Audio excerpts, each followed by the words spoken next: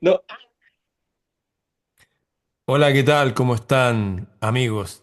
Aquí de estoy con Sonora. mi gran amigo Diego Vergara Lira, que está en el campo. ¿Cómo estás, amigo Diego? ¿Cómo está, querido amigo? ¿Cómo va la vida? Bien, bien, por acá en Los Maitenes, Marchihue. Sí. Oye, ha hecho harto calor en estos días, ¿ah? Sí, ha estado fuerte el verano por acá, y mucho más que otras temporadas, así que se nota que ha cambiado los tiempos por acá. La otra vez estábamos hablando de este tema de la Antártida y hablamos de este explorador Scott que, que anduvo arrastrando una bolsa, un trineo, no sé, con fósiles y que él pensaba que podía cambiar toda la historia de la humanidad. De hecho, tú estuviste en la tumba de Scott, que le enterraron en Así es. Uruguay. Cuéntanos un poco para seguir la hilación de ese maravilloso que pasó acá al sur del mundo y que nos influye a todo el planeta, porque un tipo que pesaba un poco más de 40 kilos, tengo entendido, arrastrando 16 kilos, por algo lo hacía y murió escribiendo, ahora muero y todo eso. Cuéntanos un poco de ese hombre increíble, ese hombre entre los hombres que fue Scott y que tú tuviste el honor de estar en su tumba. Cuéntanos un poco más de fue él, qué fue lo que pasó y todo eso. Bueno, mira, Scott junto con Amundsen fueron los grandes exploradores de la Antártica y llegaron con un mes de diferencia uno con otro en el mismo año, en 1912. Pero lo increíble es que Scott, digamos, esconde este secreto épico porque se lo llevó a la tumba, porque murió él y toda su tripulación de expedición, todos murieron. Entonces quedaron las notas, quedaron los vestigios de sus carpas, de su campamento armado, y quedó también el enigma y el misterio de lo que él quería transmitir verdaderamente con esta expedición antártica que él estaba realizando. Así que bueno, esos 16 kilos de fósiles que no sabemos el paradero donde están, ni situación de ellos, fueron los que Scott, agonizando, digamos, arrastró con su trineo antes de morir y dejó ahí en sus cartas. ¿De qué nacionalidad era Scott? Scott era de la Royal Navy, era Inglés. un almirante británico, un marino muy destacado, y también expedicionario, explorador y por supuesto militar, o sea, con toda la estructura marcial que llevaba a cabo sus expediciones. Pero lo enigmático de él es que de alguna forma había algún trasfondo científico que él quería transmitir en ese, digamos, legado que quería dejar, que no era solamente llegar al centro, al polo geográfico de la Antártica, que también hay que explicar que no es el centro del polo sur, es el punto del centro del mapa geográfico de la Antártica. Pero eso no significa que sea el punto central de la Antártica. O sea, Hay el varios polos punto, sur. claro, hay cuatro puntos distintos dentro de la Antártica considerados como polos magnéticos, por ejemplo, polos geográficos. Está también el punto más alejado, digamos, de todo el continente antártico que está en el centro. Y eso no es el polo sur, digamos, no es la foto donde estuvo ahí, eh, Amundsen. digamos, últimamente algunos personajes de la Ah, sí. política. Sí, han habido varios que han dado vuelta por ahí. Oye, Sí. Scott era británico, era inglés, almirante, y Amundsen era noruego. Amundsen era, si no me equivoco, era danés. ¿Ah? Danés, ya, bueno. Habría que revisar. Danés o Sí, noruego, ¿no? Pero escandinavo de todas sí, maneras. escandinavo, era Y vikingo. había, Oye, claro, y había estudiado toda su vida a los esquimales. Eso es súper interesante porque él estudió los esquimales y los esquimales fueron, en el fondo, su fuente de inspiración para él desarrollar su vestimenta, su forma de alimentarse con proteína, digamos, de animal. él fue Toda el la que forma, sobrevivió. claro, él fue el que verdaderamente sobrevivió Él había estudiado, mira qué a toda esta inteligente, expedición. estudió a los hombres allá, seguramente a los lapones también en su propia Escandinavia, que son como los aborígenes del Claro, norte de probablemente. Europa, cómo comían, cómo se vestían. Yo me acuerdo que un colega tuyo me dijo que un colega montañista tuyo, me dijo que el Cerro Sí. Aconcagua aquí en Argentina era uno de los más fríos. Y lo mejor que era para resistir ese frío era tener esta ropa más tradicional, como de piel, de cuero, creo. Hay algo especial también en ese equipamiento, digamos, más natural, que fue el que usó Amundsen. Claro, es que al final, si tú te fijas, la única gran diferencia que hay en el equipamiento moderno, que en verdad si lo comparamos con el equipo ancestral es muy inferior. Lo que pasa es que es más liviano, Ah, es más portable, se puede meter en una mochilita, te fijas, súper liviana y tiene una membrana, digamos, plástica, derivado del petróleo, que el Gore-Tex, que en el fondo, claro, es una membrana que te deja respirar y no te deja mojarte, pero a ver, los esquimales han vivido durante miles de años en circunstancias ultra adversas, no temporales como los montañistas o los expedicionarios que van de vez en cuando a estos lugares. Los claro. esquimales viven y vivían en estos lugares, al igual que los lapones, de forma permanente. Por supuesto que la ropa de ellos era mucho, mucho mejor que la nuestra. La forma de alimentarse, la forma de vivir en ese entorno era mucho más desarrollado y avanzado que la nuestra.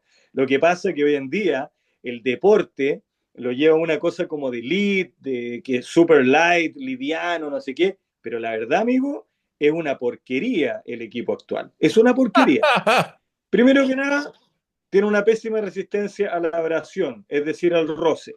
Tú te Ah, pones una mochila y el roce de tu digamos, eh, hombreras de la mochila, del arnés de la mochila, van sacando toda esa sustancia química que le han puesto como un coating, que en el fondo es como bañar la tela en un material sintético para que quede totalmente impermeable. Entonces eso lo empieza por roce, por abrasión, lo empieza a socavar, por lo tanto al rato ya se te mete el agua por ahí. Después son carísimos los equipos de montaña. O sea, esto es una farsa, verdaderamente es una farsa, compadre. Y yo ay, te, ay, ay. te hago la siguiente, te hago la siguiente comparación. Dale. Hay unas, eh, hay unas aborígenes altiplánicas, unas nativas altiplánicas, así como las cholitas de Bolivia, que son corredoras andinas. ¿Y por qué son corredoras andinas? Porque ellas persiguen al ganado alto andino, a su oveja, a sus llamas, camélidos andinos, en las cordilleras de los Andes y andan completamente a pie pelado, ¿ya?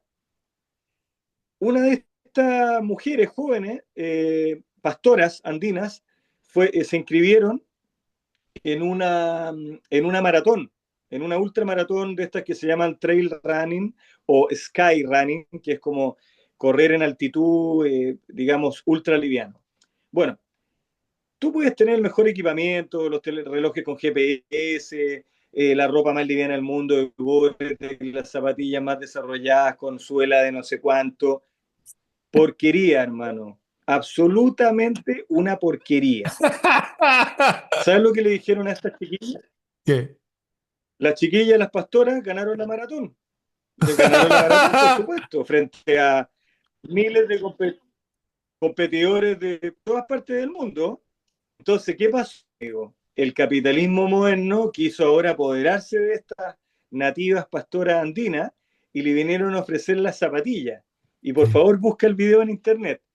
Recibe esta preciosa pastora andina, recibe una caja de la marca que la quería auspiciar, no me ¿Ya? acuerdo exactamente cuál era, pero de estas típicas marcas grandes, Sí, monopolizadas de equipos sí. de deporte, y ella abre la caja y ¿sabes lo que dice?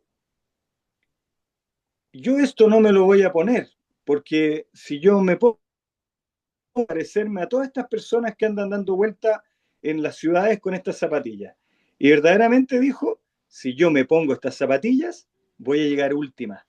Entonces, ¿qué es lo que quiere el patrocinador? ¿Que yo llegue última o que siga siendo la campeona? Mira qué inteligente, ¿eh? Wow, qué bien. Y ella dijo, lo siento, están muy lindas para ir a la ciudad, pero yo no me las voy a poner, yo voy a seguir corriendo a pie pelado.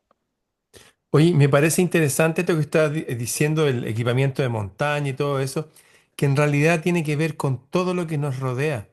Cuando murió Claro. mi padre tenía su manta de Castilla, preciosa como la manta sagrada que tú tienes atrás, mapuche, que tenía más de un siglo, pues, había sido de mi abuelo antes.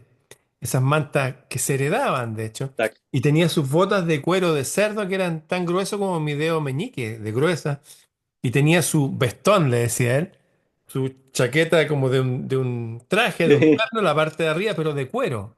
No sé si era argentina o uruguaya, se venía su pañuelo de exacto. seda y se vistió así durante, con la misma ropa, no sé, como 50 años, porque duraba, no se echaba a perder, tenía su reloj del Vana, bañado en oro, con, eh, con rubíes y qué sé yo, y todo duraba para siempre, pero para siempre. Bueno, Todo nuestros eterno. padres, sí, Todo, exacto. tú has hecho la misma observación Todo entonces, eterno. Es que que qué maravilla. no pasa solo el equipamiento deportivo, sino que todo está siendo programado para que se muera en un tiempo, para que deje de funcionar y tengamos que comprar de nuevo.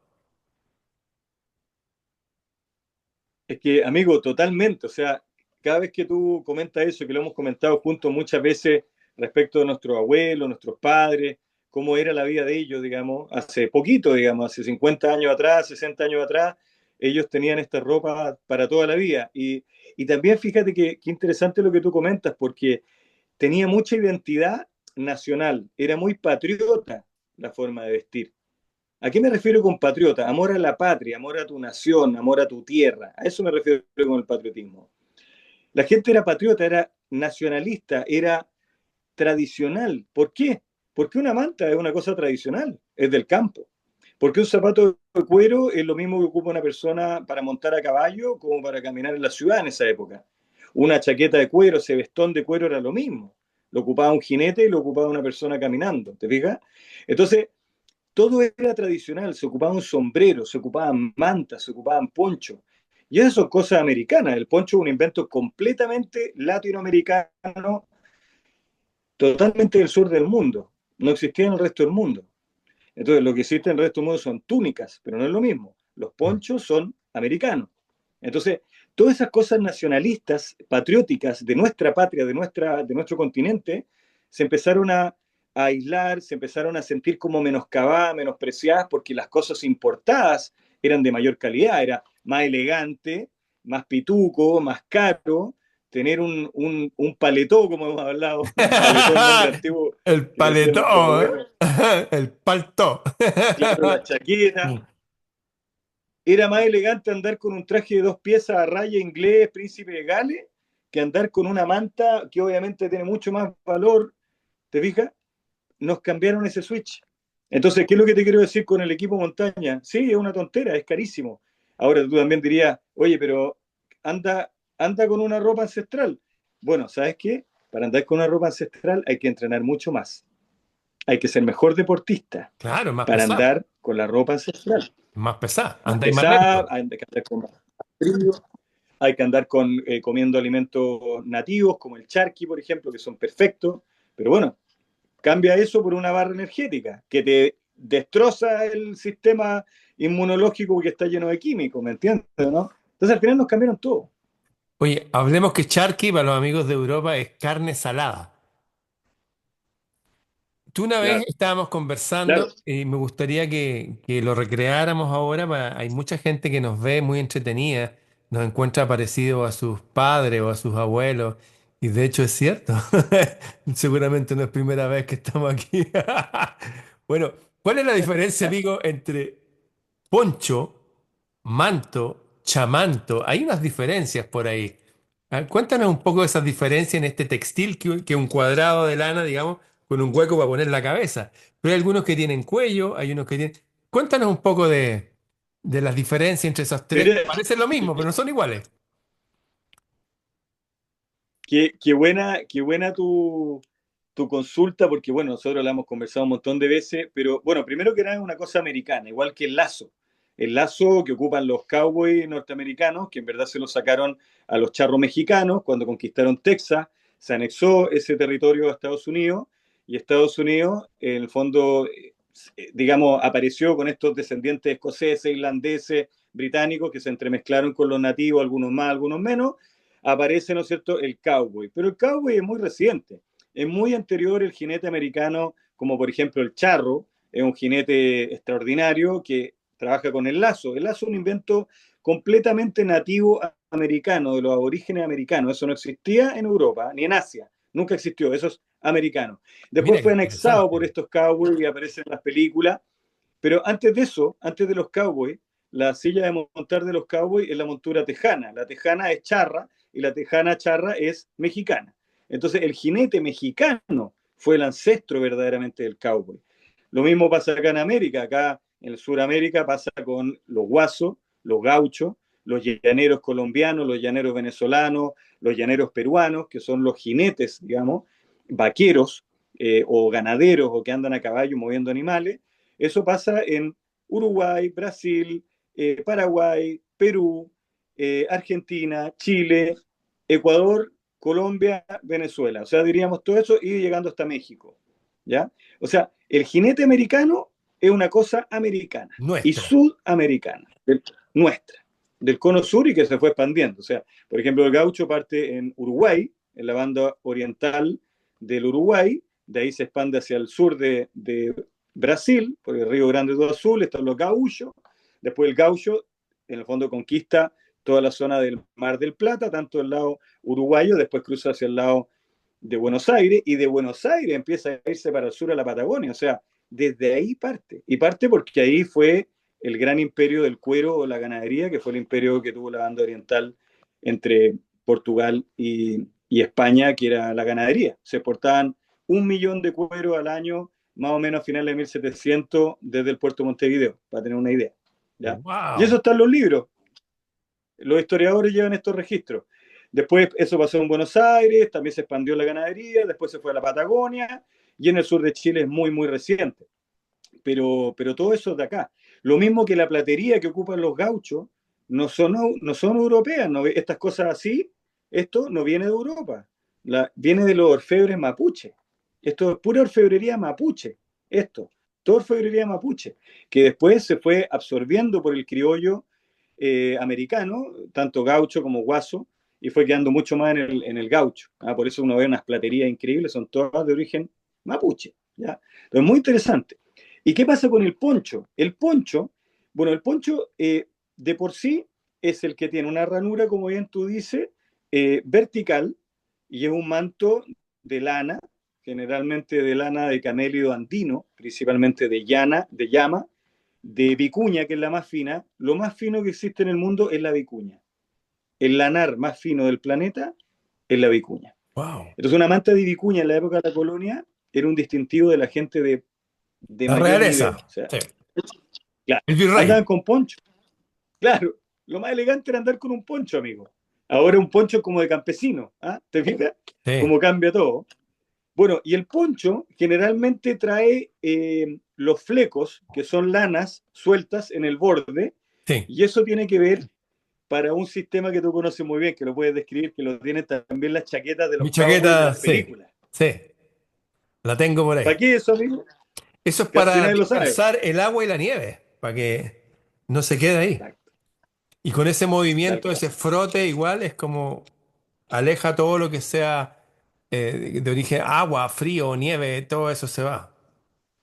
Tal cual, amigo. Todos los ponchos del sur del mundo tienen los flecos así, Y porque en el van, fondo, por van botando el capilaridad, agua. va botando el agua. Y era como una forma de despichar, o sea, se disminuía el área de la manta, dejándolo en un pelo, en una lana, y Y el esa agua lana se por va ahí en vez capilaridad de bota. pasar a la ropa. Es una cosa maravillosa que descubrió nuestros ancestros. Ese sería el poncho. Maravilloso. El poncho sería con los flecos y el corte vertical Sí, así para poner la cabeza. Pero tenemos también el sí, ese sería chamanto. justamente. El chamanto es más bien como, por ejemplo, el famoso chamanto chileno doñiguano, ¿ya?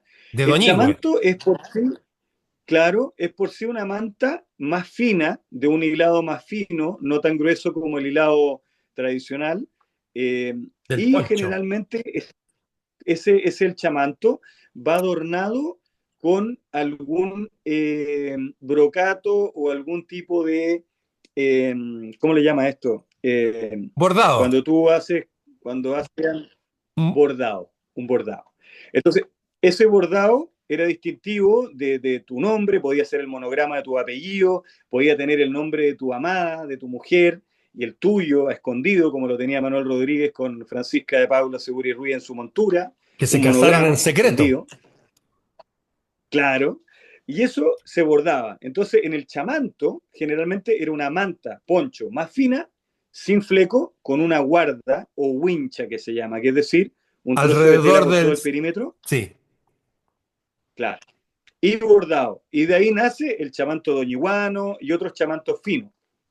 Y después está la manta de por Es, sí es embarrilada, es, digamos, terminada con costura, no tiene fleco y tampoco tiene una guarda, porque eso sería más bien el chamanto. es la más simple Y de la todas. manta de por sí, claro, es la más como de trabajo, la más ruda, que en este caso sería la manta de Castilla, por Claro. ejemplo.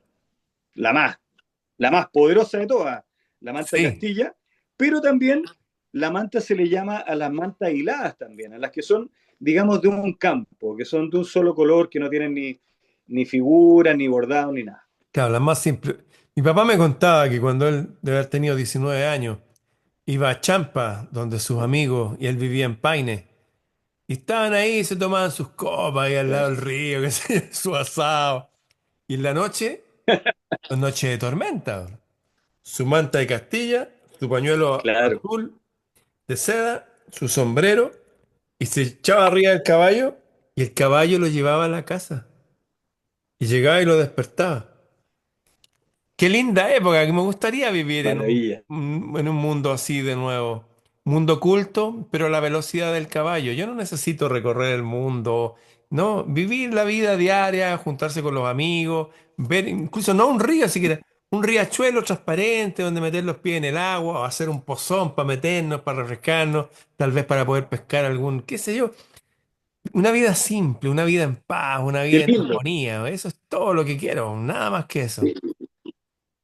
Pero estamos en este Te encuentro mundo, toda la razón, amigo. estamos en este mundo raro donde las cosas hacen. Fíjate que el primer cartel, cartel como un grupo de gente que se une para hacer una maldad, para controlar a los otros, fue el cartel de la ampolleta. Las ampolletas pueden durar gracias a tungsteno. Tungsteno es una palabra de escandinava. Significa algo así como piedra dura. Eh, También se le conoce como wolframio. Mm. El tungsteno o wolframio abierto en Ah, España, en mira. Portugal, en Noruega, es lo que se usaba en los tanques alemanes. Hay una película que se llama Corazones de Hierro, que va Brad Pitt con los Mm. suyos y le disparan un tanque y ¡pum! No le hace nada. ¿Por qué? Porque iba recubierto de wolframio. Tiene la más alta temperatura de fusión, con más de 3000 grados. ¿Qué fue lo que pasó? Descubrieron el tungsteno ¡Wow! y una cosa Uf, es extremo, es el doble de los otros. Es de los materiales más duros, el ahora se usa doble. para hacer, sí, para hacer herramientas, y se usa para hacer, en teoría, el alambrecito que iba en la ampolleta. El alambrecito de tungsteno. Tungsteno, piedra dura, o wolframio, que significa algo así como baba de lobo, porque lo sacaban de unas cuevas profundas y lo encontraban y ese donde había un lobo que babeaba que era malo. Bueno, de ahí vienen los nombres, eso. En fin, cuando es de tungsteno, puede durar Oye, qué literalmente. interesante. Oye, literalmente puede durar siglos. De hecho, hay una ampolleta que está prendida en Estados Unidos, de la Philips, grande, que está encendida y nunca la han apagado. Pero dijeron, oye, si compran ampolleta, después no nos van a comprar más. Y la mezclaron con otras cosas para debilitarlo, como mezclar hierro con barro, por así decir. Y así pasó. Y empezaron, oye, pero ¿para qué vamos a hacer esto computador bueno al tiro? Hagámoslo así, después que lo vayan cambiando, así no les vendemos un computador, ni le vendemos 10, le vamos a vender computadores para siempre. Y todo es para siempre. La Y gran estafa, amigo. Qué estafa. sí, Horrible, horrible. todo es así. Oye, qué potente lo que ¿sabes qué quedé para adentro? Porque no conocía esos metales, no conocía la etimología que me parece fascinante. O sea, baba de lobo, claro, Wolframio. wolframio, ¿ya? Del fondo, ¿no? Y Súper interesante. Y claro, y tienes razón, el doble de temperatura del acero, pues imagínate 1500 grados contra 3000, el doble. sí, es tan Locura. duro como te digo, que cuando le Bueno, y así fue, disparaban, los misiles no le entraban. Era como un ¿sí? blindado perfecto. Originalmente el Y alambrecito de la ampolleta ahí antigua fue era donde eso. traicionaron a nuestro gran, Tesla. Qué locura. Bueno, así fue como traicionaron a nuestro gran genio de la humanidad, Nikola Tesla. Sí, así es. Fíjate que este hombre Nada menos. era bien especial Mira, yo porque, me... porque tal cual como tú comparas los equipos de montaña con los que han usado las personas oriundas de los hielos, de las alturas, este hombre cuando empezó a investigar a la Sí. electricidad, se contactó con un hombre que se llama Vivekananda, que es el primer sabio que vino de la India a Inglaterra, después a Estados Unidos, porque ahí había una cultura antigua, que son los indoarios. Y de hecho, él empezó a hablar, escucha, Ajá. tal cual como el guaso habla con el árbol o con el camino, o le pide el montañista hasta el día de hoy permiso a la montaña para subir, siguiendo las antiguas tradiciones. Él, siguiendo las antiguas Ya. tradiciones, hablaba con la electricidad. Hablaba con la electricidad. Y la llamaba, tenía palabras en sánscrito para ella. ¿Y te acuerdas de este hombre, Increíble. el creador de Mac? El, Sí. el creador de Mac. Él iba, andaba siempre descalzo y andaba con ese libro que te acompañó en tu viaje por China, que es la Sí. autobiografía de Paramahansa Yogananda, porque su tecnología para él La no fotografía de era un yogi. claro. Había gente maravillosa en otras culturas que desciende de gente maravillosa con tradiciones ancestrales y al tratar de recuperarla, aparecieron estos inventos de Sí. Tesla, estos inventos como el computador. Es como que cuando empezamos a ahondar en nuestras raíces, que en el fondo ahondar en nuestros ancestros, nosotros nos hacemos más fuertes. Recuerdo algo que Sí. dijo una vez el Galileo, que dijo, ¿queréis que te vaya bien? ¿Queréis que te vaya bien o no? ¿Sí? Honra a tu padre y a tu madre para que te vaya bien y seas de larga vida en la tierra. Acabo de ver ahora que premiaron a un enanito que sale en la Guerra de las Galaxias disfrazado de Ewok y sale en varias. Y él fue y habla y dice, bueno, quiero hablar y quiero agradecer a mi madre. Dije de nuevo, a toda esta gente, gente humilde, nunca dijo, pensó que lo iban a tomar en serio. Lo tomaron en serio a la Guerra de las Galaxias, al tiro, nunca había sido actor. Y a toda la Claro. gente que le va bien, siempre honra a su papá, a su mamá, a sus abuelos, a sus ancestros. Hay algo que nos conecta con... Sí. Recuerdo que en nuestros genes hay un lenguaje encriptado. Nuestro ADN funciona como el lenguaje, son palabras de ADN. Totalmente, amigo. Hay algo bueno en recordar nuestros ancestros y nuestras tradiciones y vivir en base a eso, ¿no? A lo mejor exactamente igual, Sí. estamos en otro momento de la historia, pero tener esa base sólida, potente, que no solamente hace que nuestra ropa duren como la que usaba mi papá, sino que nosotros duremos. Y nuestra memoria y nuestras palabras seguramente van a seguir reverberando en Sí. el tiempo cuando ya no estemos aquí, si es que estas grabaciones existen. Es bueno honrar a los ancestros, es bueno tomar lo mejor de los que ya estuvieron acá, es bueno ser personas cultas, porque pensamos en palabras, nos relacionamos en palabras. Mientras más culto viene de cultivado, nos hacemos mejores y nuestra sociedad es mejor. Por eso tenemos estas conversaciones que son nuestras y que las hacemos públicas, para que la gente vea, mira, hay un par de tipos al sur del mundo que, como nos dicen una y otra vez, hablan como hablaban nuestros abuelos. Y tú, ahí estás tú con tu Sí. mate. Esa tradición era de Total. mis Pucha, abuelos, de amigo. mis bisabuelos. Están... Claro, claro. Todos nuestros ancestros tomaban mate. Oye, fíjate que me encantan nuestras conversaciones porque nos vamos de un tema a otro, porque en el fondo todos estos temas nosotros los profundizamos cuando nos juntamos. ¿Ah? Sí, Entonces, la verdad que estos son como pequeñas pinceladas como para compartir. Me quiero agarrar lo del mate. Fíjate que sí, muchas veces te dicen, oye, tú eres chileno y tomas mate, qué raro. Oye, eso es como un insulto para nosotros. ¿Por qué? Todos nuestros ancestros tomaban mate. sí. ¿Qué pasa? Que la gente actual chilena dejó de tomar mate y se ha conservado en los campos o en tradiciones familiares antiguas como nosotros, como tu familia, como mi familia, que está ligado con las tradiciones del campo y los ancestros. Pero hay menos gente que lo hace. Y fíjate que hay una razón, amigo, súper interesante, que me la encontré en un librito, mira, por acá lo tengo, este librito, me lo regaló mi madre el año, a ver, el año 97, cuando había una expedición, se llama El Mate, así Hace de simple. 28 años atrás. Y claro, este librito, claro, ya tiene 30 años casi, y fíjate que el otro día lo agarré, siendo que para mí el mate es una cosa muy parte de la cultura y la vida cotidiana, Dije, oye, lo voy a releer este libro, qué bonito. Y salía un dato que me encantó, que es una de las razones por la cual se dejó de tomar mate en Chile. Y es la siguiente, amigo. El mate en Argentina o en Uruguay, sobre todo en Uruguay, que está mucho más cerca de las plantaciones del sur de Brasil o de Paraguay, donde hay, digamos, donde viene, que es Paraguay, porque viene los guaraní, ¿no es cierto? La hierba mate, que no es hierba todo esto, es un árbol, es un arbusto. Hierba le pusieron los jesuitas, le pusieron hierba, porque en el fondo se picaba y se metía dentro de un caso y se tomaba como infusión. Y por eso quedó la palabra hierba mate. Y otra cosa, que no se escribe con Y, sino que no se escribe con Y, perdón, no se escribe con H, como hierba, sino que se escribe con Y. Fíjate ese detalle, ¿ya? Mm. Y la hierba mate se escribe con Y porque no es hierba, en verdad se le llama hierba, pero es un arbusto. Bueno, eso es un dato. Pero otro dato súper interesante es que los chilenos dejaron de tomar mate, amigo, porque en la época de la colonia, todos lo sabemos, los mates de plata repujados, los baúles de plata para guardar la hierba mate. O sea, el mate era un lujo, pero de la más alta alcurnia en Chile, al igual que todo Sudamérica, la aristocracia criolla, toda tomaba mate. ¿Sabes por qué, amigo, se dejó de tomar mate en Chile? ¿Por qué llegó la Coca-Cola? O de, más o menos, más o menos. O de, mira, muy parecido. Porque los ingleses a mediados de 1800, después de la guerra del opio que tuvieron allá con el sur de China. China, trajeron con muy bajos impuestos el té inglés.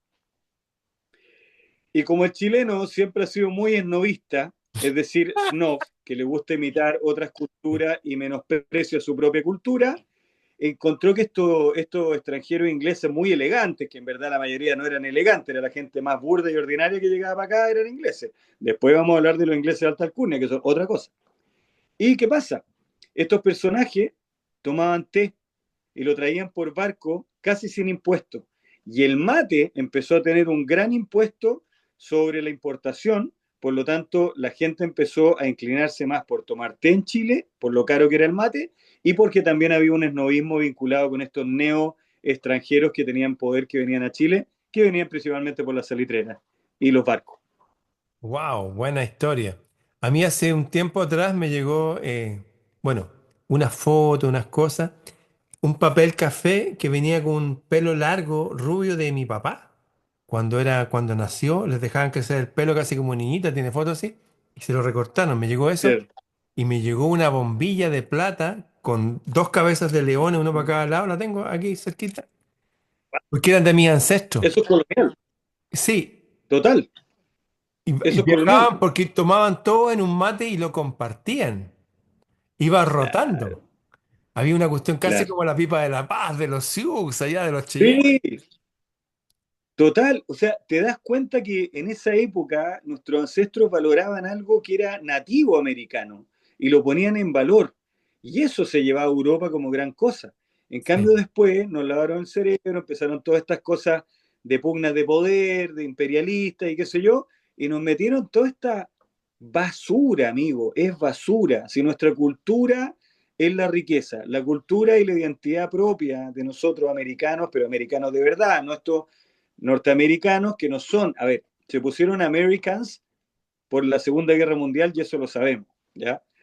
Nosotros somos los verdaderos americanos, pues sí, oye, Américo Vespucio fue el que le pusieron Américo Vespucio, ¿de dónde viene? ¿Te fijas? O sea, ¿de Sí. qué estamos hablando? Oye, Entonces, Américo, bueno, hay mucha Américo era un caballero, desinformación. ¿ah? Américo Vespucio era un caballero. Pertenecía a orden de caballería. Mm, Igual que Magallanes, total, igual que Pigafetta.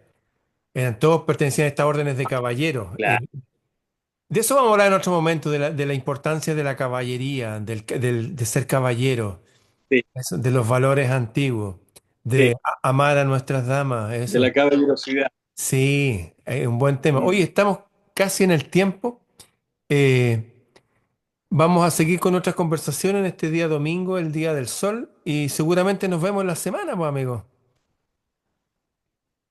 Totalmente, amigo. Yo voy a estar haciendo todo el tema de los talleres. Estamos organizando todos los talleres del año, igual que tú. Tenemos charlas, Sí, proyectos, así que ahí lo vamos a estar sí. contando. Le recuerdo a nuestro amigo que Diego Él representa la escuela de Toledo. Toledo fue un reino donde llegaron los visigodos. Los visigodos son los vikingos en España y se hizo una escuela de forja, la forja toledana.